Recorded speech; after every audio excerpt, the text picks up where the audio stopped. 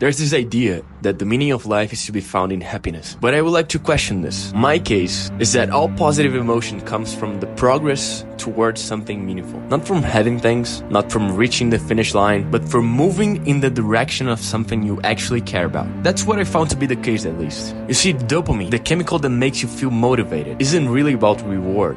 It's about the pursuit of reward. Your brain releases it when you feel like you're getting closer to something important. The moment you stop moving, it fades. That's why people who spend their lives chasing comfort, avoiding difficulty, avoiding struggle, they all end up feeling empty. They might not even know why. They just feel off, like life is happening to them, instead of something they're actively participating in. I don't think this is a coincidence. Nietzsche wrote something I really like. In The Twilight of Idols, he wrote, "My formula for happiness is a yes, a no, a straight line, a goal." And Dostoevsky had this idea that Columbus wasn't happiest when he reached land, but in the days leading up to it, when he knew he was close. And Camus took it even further. He talked about Sisyphus, the guy cursed to roll a boulder up a hill for eternity. Camus' whole point was that if you embrace the climb, you win. Even if the struggle never ends. Even if you never reach some ultimate arrival point. If you accept the struggle, you've already beaten the system.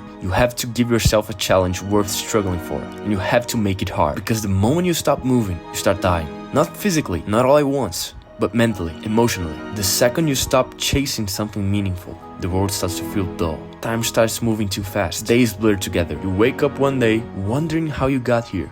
Why everything feels so stagnant. And the truth is, it's because you haven't pushed yourself in a while. You haven't given yourself something so big, so ambitious, that you're forced to become a better version of yourself just to have a chance at reaching it. Most people never do. Most people take the path of least resistance. They do just enough to get by, just enough to be comfortable, just enough to avoid struggle. And then they wonder why life feels so pointless. I'm not saying this to be dramatic. I'm saying this because I felt it myself. The times when I was least happy weren't the times life was hardest. They were the times when I wasn't pushing toward anything at all.